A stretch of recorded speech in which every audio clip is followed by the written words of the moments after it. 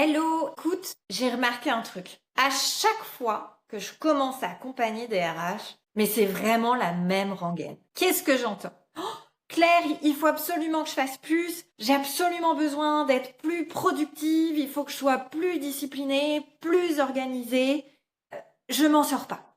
Et c'est assez logique en fait. Parce que, bah, tu croules sous le boulot, t'as une to-do list interminable, tu croules sous les urgences et en fait, bah, tu sais plus où donner de la tête tellement t'es aspiré par des sujets opérationnels, les urgences des autres qui viennent grappiller tout ton temps et ta dispo.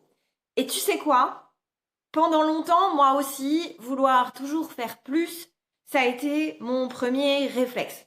À vrai dire, je suis pas tout à fait guérie de, de ce syndrome. Mais j'étais exactement comme ça. Et en fait, ça fait 17 ans que je bosse. J'ai toujours été obsédée par la performance. Et je peux te dire, mais j'en ai testé des trucs, des hacks un peu de productivité, tu vois. Si je te donne des exemples, j'ai testé le time blocking, la méthode du Pomodoro, les outils de gestion de projets, par exemple, les to-do list, tu vois, de la mort qui s'entrecroisent, qui sont partagés. J'ai testé aussi les cahiers de reconnaissance, là où tu marques tous les jours ce que tu as fait. Vraiment, j'ai tout testé. J'ai aussi testé, non mais moi je suis fêlée, hein. Donc j'ai aussi testé les les miracle morning routines, là, à base de méditation, yoga, eau au citron, le cahier des réalisations, tout. Je te jure, j'ai tout testé, le package complet. Moi, je suis plutôt bête et disciplinée. Clairement, je souffre du syndrome de la bonne élève. Donc, tout ce qu'on me dit qui peut optimiser ma performance, en fait, j'y ai cru et j'ai tout appliqué. Et tu vois, récemment, j'ai compris un truc qui, franchement, m'a un peu mis une claque. J'étais au fond du seau un soir parce que je me suis trouvée nulle dans toute ma journée, en fait. Et c'est là que j'ai compris que je place ma confiance en moi sur ma capacité à être productive dans le travail. Tu vois, c'est terrible. Autrement dit, si je produis beaucoup, donc si je coche le plus de trucs possible sur ma to-do list, je vais bien. Si je ralentis, je doute. Et si ma to-do list n'avance pas, bah alors là, je suis au fond du seau. Et en fait, ça m'a un peu percuté. Et depuis que j'ai mis ça en lumière, ça fait quand même maintenant quelques mois, parce que je te dis, ça fait vraiment depuis toujours que je fonctionne comme ça.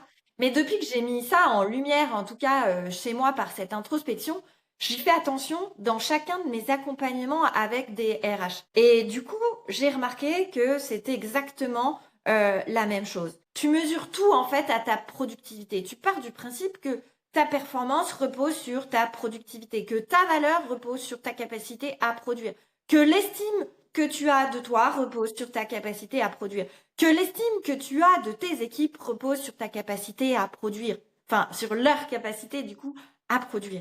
Et en fait, tout passe par cette fameuse capacité à produire plus, à cocher des cases sur ta to-do list, à te dire à la fin de la journée, ok, cool, ma to-do est finie ou pas. Généralement, elle n'est pas finie parce que t'en as jamais fait assez, parce que ta to-do list, de toute façon, tu l'écris le matin, soit sur un coin de ton bureau, soit tu l'as en tête, et de toute façon, t'as pris l'habitude de mettre 15 fois trop de trucs sur ta to-do list, donc en fait, chaque jour, tu es insatisfait de ce que tu as fait de ta journée. Et en fait, ça te rappelle peut-être un truc hyper connu, hein, qui est le syndrome de la bonne élève. D'ailleurs, je te ferai un épisode dédié à ce sujet-là.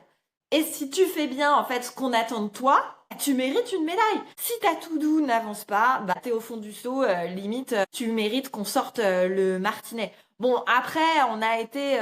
Non, je pars dans des trucs beaucoup trop philosophiques, mais c'est vrai qu'on a toujours un peu marché à la carotte aussi dans notre éducation, particulièrement en France. Donc, c'est vrai qu'on est un peu dopé à ça.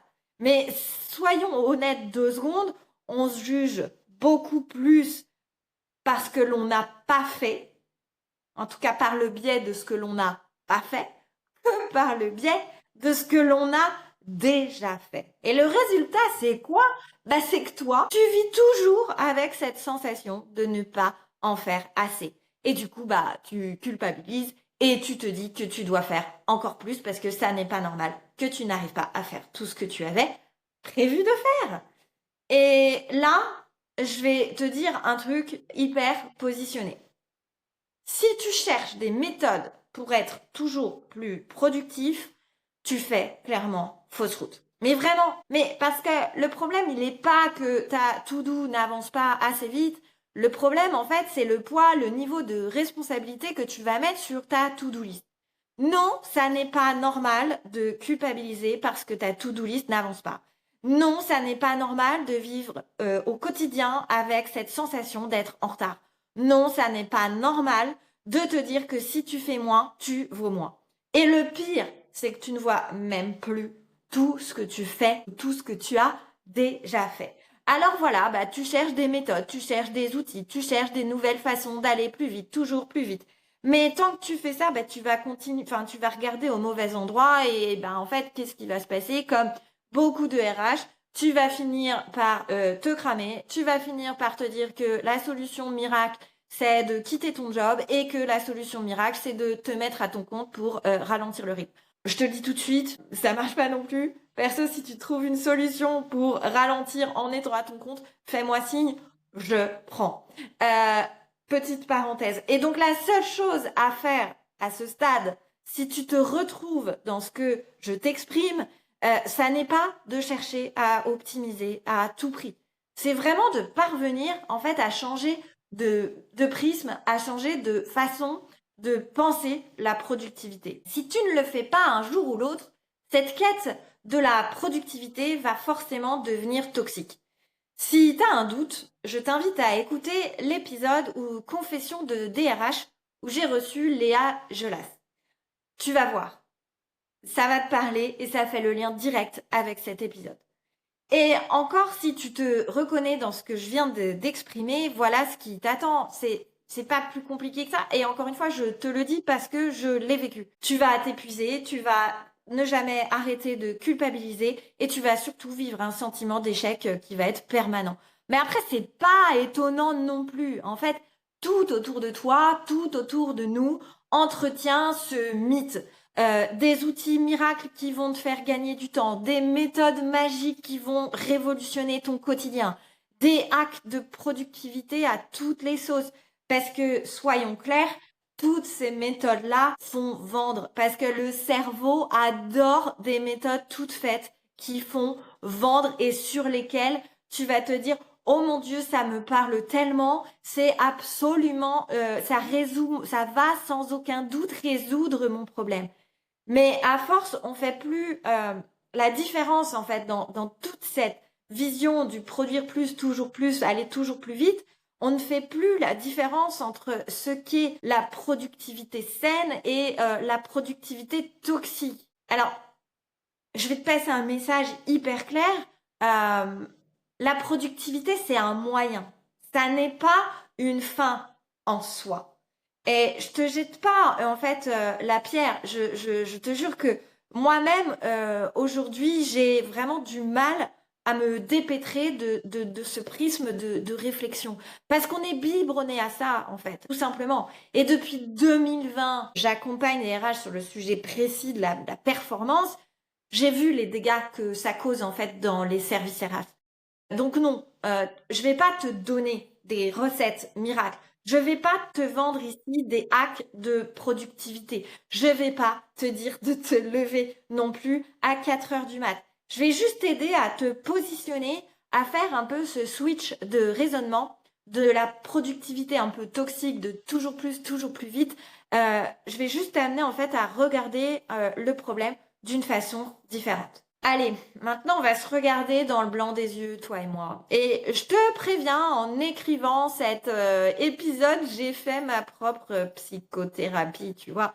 Si tu te reconnais dans plusieurs de ces phrases, donc, tu as probablement un rapport à la productivité qui est toxique. Donc je vais t'en lister 5. La première, tu te sens bien lorsque tu as beaucoup travaillé. Mais en revanche, si ta journée n'a pas été productive au sens dont toi tu l'entends, tu vas culpabiliser directement. La deuxième phrase, c'est chaque minute de ta semaine, tu cherches à l'optimiser. Je te donne des exemples. Tu manges sur ton bureau avec ta soupe Royco que tu es allé choper au distributeur parce que tu as dû annuler ton déj, parce que tu as une visio que tu as profité de caler entre midi et 2. Sur le trajet du retour, tu appelles ton boss parce que tu n'as pas eu le temps de le faire dans la journée, au lieu d'écouter un épisode du podcast L'Industrie qui fait envie, par exemple, parce que tu n'as pas eu le temps de l'appeler plus tôt. Voilà. Troisième affirmation. Tu vis avec cette sensation permanente de ne jamais en faire assez. Ta to-do list ne se désemplit jamais et même à force, tu t'y es habitué. Tu termines ta semaine, clairement, tu es rincé. Quatrième affirmation, eh bien, tu bosses beaucoup. Spoiler. Tu passes des heures au bureau, mais tu n'avances pas suffisamment sur l'essentiel. Sur les sujets de fond. Du coup, tu procrastines en fait sur tes sujets qui sont structurants. Tu te fais littéralement happer, tu vois, par l'opérationnel. Parce qu'en fait, ça te donne l'impression de quoi? Ça te donne l'impression d'être productive. Concrètement, dans ton quotidien, tu gères l'appel d'un manager qui ne sait plus utiliser l'outil d'entretien annuel. Tu rappelles Freddy qui a téléphoné sur son chariot. Tu vois avec les agences de TT, de travail temporaire, si elles peuvent t'envoyer 5 opérateurs. Voilà, les 4 affirmations. Je te les répète pour être sûre. Attends, je reprends mes notes. Tu te sens bien quand tu as beaucoup travaillé. Chaque minute de ta semaine doit être optimisée. Tu vis avec la sensation permanente de ne jamais en faire assez. Et tu bosses beaucoup. Alors, maintenant, je suis hyper curieuse. Alors, je vais te demander un truc. Est-ce que tu peux me dire dans les commentaires, je sais pas où tu m'écoutes, peut-être tu me regardes sur YouTube, peut-être tu m'écoutes sur une plateforme type Spotify, Apple Podcast ou autre. Tu peux laisser un commentaire juste en dessous. Viens me dire laquelle de ces affirmations te parle le plus. Avec tout ce que je viens de te dire, au final, tu passes ta vie à te retrouver, à te battre entre performance et culpabilité. Et ça, mais c'est beaucoup trop frustrant. C'est destructeur, tu vois, en fait. Et au final, à ce rythme-là, soyons honnêtes, tu vas finir par craquer si tu changes pas de prisme. Ou par quitter tout ton job, ou par finir à désengager même, parce que au final, tu ne croiras plus en ton impact, tu vois, dans l'entreprise. Alors, je vais être très concrète. Si tu veux sortir de cette productivité toxique, il y a quelques décisions que tu ne peux plus éviter. Pour moi, la première, c'est arrêter de piloter ta journée pour vraiment piloter ta fonction RH. Tant que tu te demandes, comment je vais caser tout ça aujourd'hui, t'es déjà en train de perdre en fait. Parce que la question à se poser, c'est sur quoi ma fonction RH doit créer de la valeur aujourd'hui et sur quoi je n'ai pas vocation à passer mon temps. Sans ça, toute technique de productivité miraculeuse ne sera pas utile. La décision numéro 2, c'est arrêter de confondre activité et résolution de problèmes. Faire beaucoup, en fait, ne veut pas dire être performante. Parce que si tu passes tes journées à répondre, à rattraper, à corriger, à éteindre des feux, tu fais quoi concrètement? Tu traites des symptômes visibles. Tu ne traites pas le fond. La performance RH, elle commence le jour vraiment où tu vas te donner le droit de traiter les causes et non pas de réagir dans l'urgence. La troisième décision, c'est de te refuser de prendre toujours ce rôle de tampon. Ça n'est pas ton rôle de compenser les flous managériaux, de porter toutes les non-décisions de l'organisation, d'absorber non plus toutes les tensions. Tant que tout passe par toi, en fait, c'est le signal que le système est défaillant, pas toi. Alors, structurer, non, c'est pas être rigide, c'est juste arrêter de t'user. Et ensuite, la quatrième décision, c'est de passer d'une performance qui soit individuelle à une performance qui soit collective. Là, tu as la sensation que toi, tu es performant parce que tu es réactif et parce que tu gères beaucoup de choses. Le problème, c'est que tu ne fais pas grandir de façon collective ton organisation en termes de montée en compétences. Ton job, ça n'est donc pas d'être partout.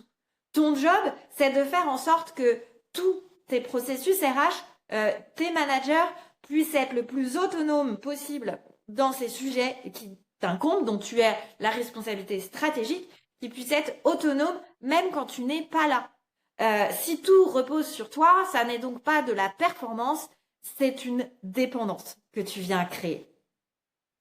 Voilà pour cet épisode. Alors vraiment, si tu t'es reconnu au travers de ce que je viens de t'expliquer, j'aimerais vraiment que tu arrives à retenir juste une chose. Tu n'as vraiment pas besoin d'en faire plus. Tu as juste besoin de fluidifier tes processus RH. Parce que tes processus RH, c'est ce qui soutient toute l'organisation et c'est surtout ce qui va soutenir ton quotidien à toi et les relais auprès de tes managers. Mais il faut pas que tu te lances dans la gueule du loup parce que peut-être là, tu vas te dire waouh, ok, là, il faut que je tabasse, il faut à tout prix que je travaille dessus. Et le risque, c'est de partir un peu tout feu, tout flamme et de vouloir optimiser chacun de tes processus RH. Alors, non, c'est pas du tout ce que je veux te verbaliser. Donc, avant de vouloir tout corriger, tout optimiser, tout accélérer, il faut vraiment que tu commences par comprendre où ton temps se dilue, où tu viens compenser par manque de process efficace en tout cas, et où ta fonction RH et toi, si tu es tout seul, est devenue un goulot d'étranglement. Et c'est exactement pour ça que moi, je te propose un diagnostic RH qui est franchement hyper performant, que tu peux utiliser comme bon te semble. Le principe, il est simple, c'est que plus tu lui donnes d'informations, de data, de contexte, plus les réponses seront précises. En fait, c'est quoi? C'est un agent IA. Alors, ça peut faire un peu flipper comme ça, mais ne t'inquiète pas, je ne vois absolument pas ce que tu y mets. La seule chose, c'est qu'il faut que tu, évidemment, anonymises tout ce que tu y mets dedans. Mais je t'assure que je l'ai tellement dopé de méthodes, de contextes, de cas d'usage, de situations que j'ai rencontrées dans les entreprises. Franchement, il est bluffant. Moi, je l'utilise aujourd'hui au quotidien pour soutenir des RH que j'accompagne. Donc, je t'invite vraiment à tester. Il va pouvoir te proposer, en fait, un diagnostic de la performance du processus RH de ton choix, voire même de plusieurs, parce que moi, je te l'offre là, maintenant, à vie, en tout cas, tant qu'il existera. Donc, tu peux le faire mouliner autant que tu veux. Je te mets le lien dans la description de l'épisode juste en dessous. Et maintenant, il est l'heure de te souhaiter une super, super belle journée. Merci pour ton attention. Salut!